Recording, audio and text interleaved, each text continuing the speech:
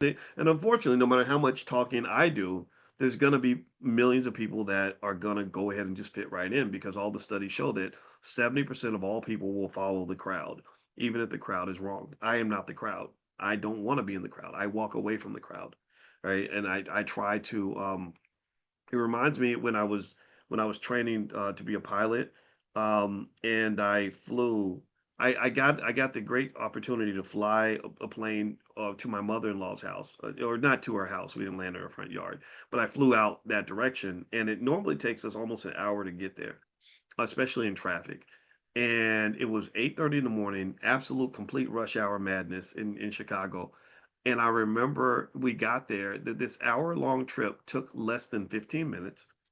And as I was flying, I looked down and I saw bumper to bumper traffic, and I never felt more powerful in my life. Here I am in this airplane above the traffic.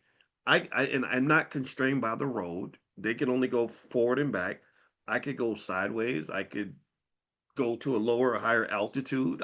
There were so many options I had, and I wasn't constrained by the traffic. It was like this whole complete path, and that elevation allowed me to go to another dimension. I was operating in three dimensions. They're operating in two, unfortunately, and it allowed me to get there faster, more efficiently, and it was just an easy, much just an eye-opening sort of trip. I saw things I did not see. My sight was elevated. My consciousness of what it means to travel to my mother-in-law's house was never the same after that. Do you understand? So I think the same thing happens economically. You have people that can only see the bumper to bumper traffic, where they've got these sort of one, two-dimensional frameworks of viewing life. And so their options are limited. You're sitting in traffic, you're stressed out, you're frustrated, you're mad, your blood pressure's going up, right?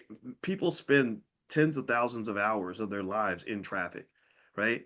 And then you got those people who took the time to learn how to fly an airplane, who have options that a lot of other people can only dream about, right? Do you understand? Right? So that goes back to why this consciousness piece is so important. My job, my first goal is not to educate you on finances.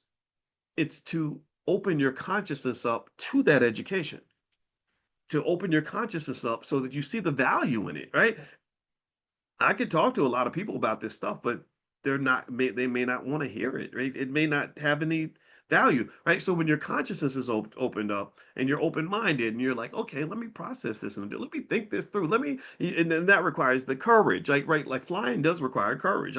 When I would land, I would, every time I would land at the airport, I had to fly over this big highway. And I remember in the very beginning, I was like, man, what if I have a bad day and I just crash into all these cars, right? Like that's scary, right? Landing right over this highway full of cars. I'm like, these people all have their lives in my hands. They don't even know it. But then after a while, after doing like 20 or 30 landings, it was easy. It was like, oh, no big deal. It didn't even bother me, right? And so flying does require, it requires some courage. It requires desire. It requires study, right? So when you want to fly economically, and your consciousness is high and you're able to play chess while the rest of the world's playing checkers, that gives you a type of that gives you, you'll never feel more powerful than you've ever in your life. That gives you a type of power. I thank God that whatever happened to make me study finance, I thank God that that happened because that site really helped me a lot as a black man, because I think about how trapped I felt when I didn't understand these things. You understand? So the courage, the desire, the training, you fly, you get powerful. I want our children to fly.